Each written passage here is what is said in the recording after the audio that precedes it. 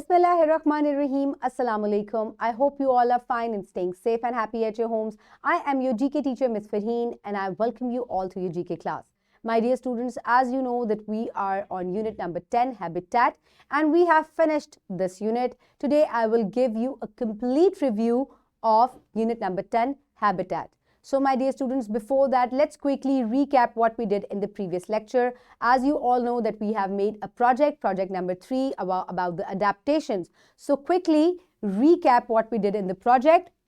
How is camel adapted to desert habitat? Quickly name a few adaptations of camel. Think. Very nice. Now my dear students, how is polar bear adapted to polar region habitat? कैसे जो है polar bear जो है वो severe cold में polar region में रहता है. What are the different adaptations it has? Quickly think. Yes, very nice. Okay, my dear students, now on page number 81, all the student learning outcomes are given, which we have covered, alhamdulillah. So, my dear students, one by one, जैसे जैसे मैं आपको हर page का review दूंगी, साथ साथ हम objectives जो हैं उनको भी रिकॉल करेंगे. So, my dear students, let's quickly look at the Islamic perspectives, जो कि हमने इस पूरे यूनिट में जो है वो one by one जो है डिस्कस किए थे. God is the one who made the earth a habitat for you and the sky as a structure, and he designed you and has perfected your design. क्योंकि हम habitats के बारे में पढ़ रहे थे, which is a natural home for all the living things. So अल्लाह ताला ने earth को living things के लिए जो है वो एक natural home बनाया है, एक habitat बनाया है, और अल्लाह ताला ने यहाँ पे रहने के लिए हमें डिज़ाइन किया है और हमारे डिज़ाइन को बेहतरीन बनाया है.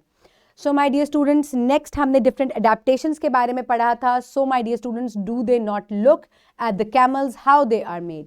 So अल्लाह ताला ने ऊँट को इतनी खूबसूरती से अल्हम्दुलिल्लाह डिज़ाइन किया है कि उसका हम्प है, उसकी बड़ी बड़ी आई लैशेज़ हैं, और वो एक्सट्रीम डेजर्ट कंडीशन जो है वो उसमें सर्वाइव करता है. So my dear students, the next Islamic perspective, हमने एक्वेटिक हैबिटेट के बारे में पढ़ा, कैसे जो है वो पानी के नीचे एक पूरी दुनिया आबाद है.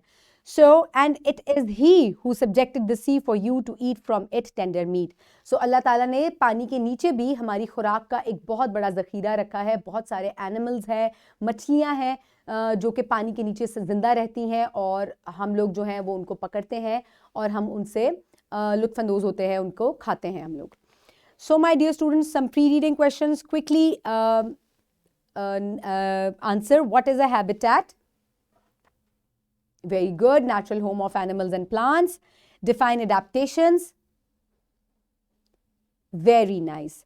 Okay, my dear students, now is the time for review. One by one मैं आपको साथ साथ जो है वो objectives भी हम देखेंगे कि हमने कौन कौन से हर पेज के साथ किए थे, और मैं आपको हर पेज का रिव्यू दूंगी, और हर पेज के एंड पे मैं आपसे कुछ क्वेश्चनिंग्स भी करूंगी. ठीक है, क्वेश्चंस भी करूंगी मैं आपसे कुछ.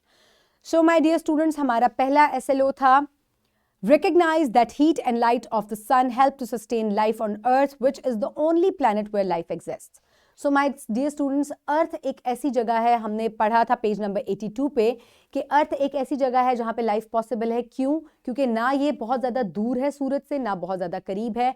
बड़ी मुनासिब किस्म की यहाँ पे हीट और लाइट आती है, जिसकी वजह से प्लांट्स ग्रो करते हैं, एनिमल्स ग्रो करते हैं, और जो है हमारे अर्थ के ऊपर एक बड़ा जो है मॉडरेट टेम्परेचर है, मॉडरेट एटमॉस्फेयर है यहाँ पे, जिसकी वजह से यहाँ पर लाइफ पॉसिबल है. So my dear students, name the environmental conditions that support life. सन के अलावा और कौन कौन सी environmental conditions हैं जो कि अर्थ पे लाइफ को सपोर्ट करती हैं? Quickly think and tell me. Appropriate light, heat. Yes, very good. The next is available of water and life gases. So these are different environmental conditions due to which life is possible on earth.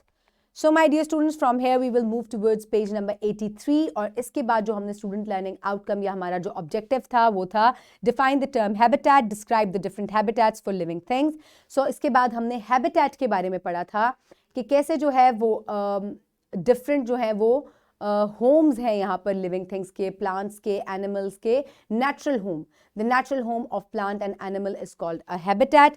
और हमने different habitats के बारे में पढ़ा, polar region के बारे में पढ़ा, हमने फॉरेस्ट हैबिटेट के बारे में पढ़ा, और इसके अलावा हमने डेजर्ट हैबिटेट के बारे में पढ़ा, हमने एक्वेटिक हैबिटेट के बारे में पढ़ा. So my dear students, quickly answer some questions. What is a habitat? Very good. What does a habitat provide? It provides food, water, air and shelter. Very good. How many types of habitats exist? Quickly name, मैंने अभी बताया था आपको. Polar region, desert, forest, aquatic. और aquatic में भी sea habitat and freshwater habitat and sea habitat, यानी कि जो salty water होता है. Okay, how do animals depend upon plants? किस तरह से जो है वो animals plants के ऊपर depend करते हैं?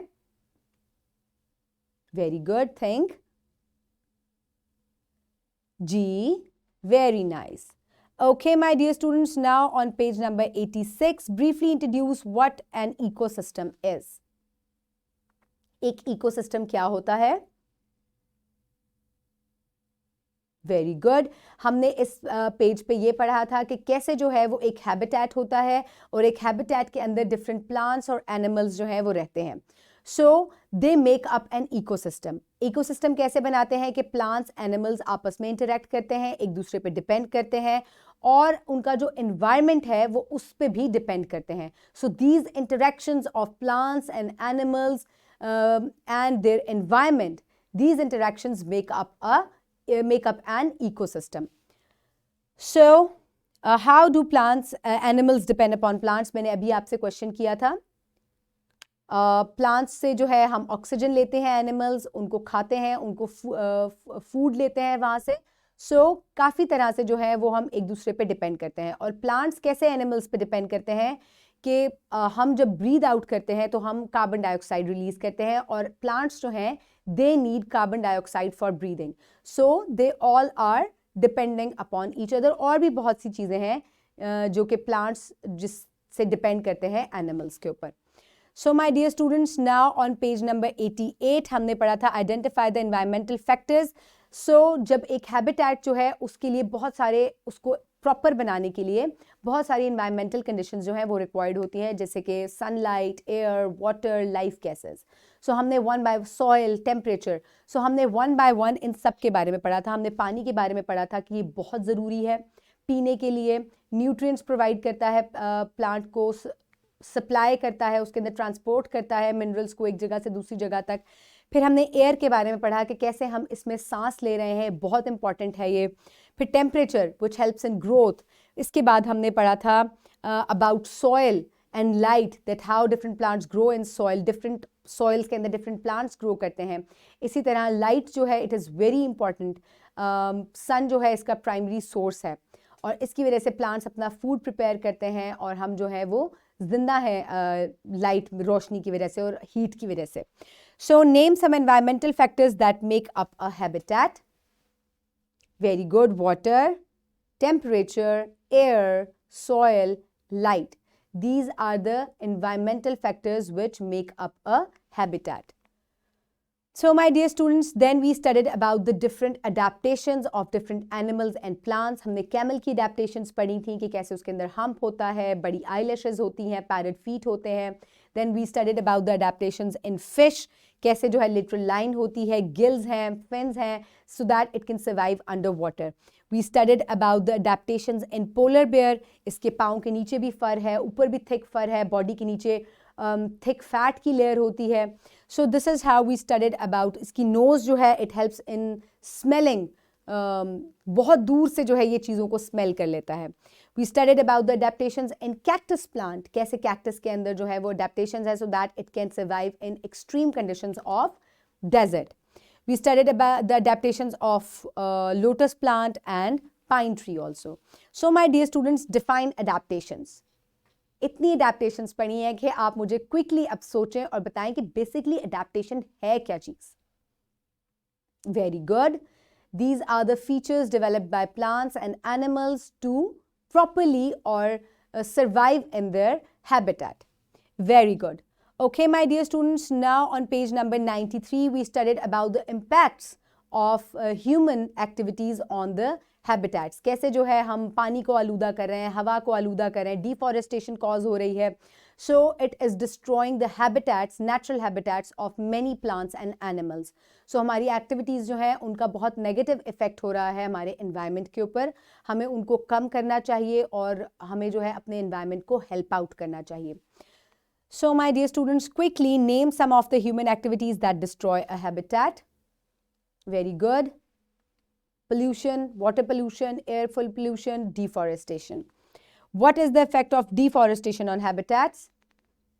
No clean air, no food. So these are the causes of deforestation. Okay, my dear students, now is the time for practice. For practice, आपको assessment दी जाएगी so that you will be evaluated कि आपने इस unit से क्या सीखा है अभी तक. So the assessment is on your screen. Page worksheet number 18 है आपके पास. You will write down your name and your class. So here is the first part of the worksheet. Habitat match. One side पे आपको habitats दी हैं. On the other sides उसके different features लिखे हुए हैं. So you have to match the correct habitat with the correct feature. Next is habitat true false. आपको यहाँ पे कुछ statements given है. आपको बतानी है T for true statement, F for false statement कि ये statement correct है या नहीं है. Then on the next page, what belongs in the desert habitat? आपको two tables दिए गए हैं. Second table जो आपको ये नजर आ रहा है, यहाँ पे different जो है वो plants और animals लिखे हुए हैं. आपको बताना है कि if they belong to desert habitat, they will come in the belong category. अगर वो belong नहीं करते तो then they will come under does not belong. ठीक है?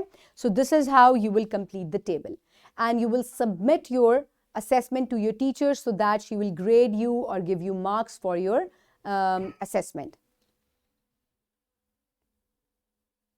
I hope everybody has finished the worksheet. Now we will move on towards the homework. So my dear students, क्योंकि हमने काफ़ी सारा habitat और adaptation के बारे में पढ़ा है, now is the time कि आप जो है discuss with your parents about difference between habitat and ecosystem. तो हमने habitat के बारे में भी पढ़ा, ecosystem के बारे में भी पढ़ा. आप अपने parents के पास जाएं, siblings के पास जाएं, go to your friends और आप उनसे discuss करें कि कैसे जो है habitat और ecosystem में क्या difference होता है. ठीक है? So my dear students, now is the time for wrap up. So all of you are now able to define a habitat, define ecosystem, identify environmental conditions of a habitat, identify adaptations and identify human activities that are affecting the natural habitats. ठीक है? अब आप सबको बहुत सारी चीज़ें पता चल गई हैं habitats के बारे में. I hope you have enjoyed this unit thoroughly. Keep everybody around you safe. Have a good day and Allah Hafiz.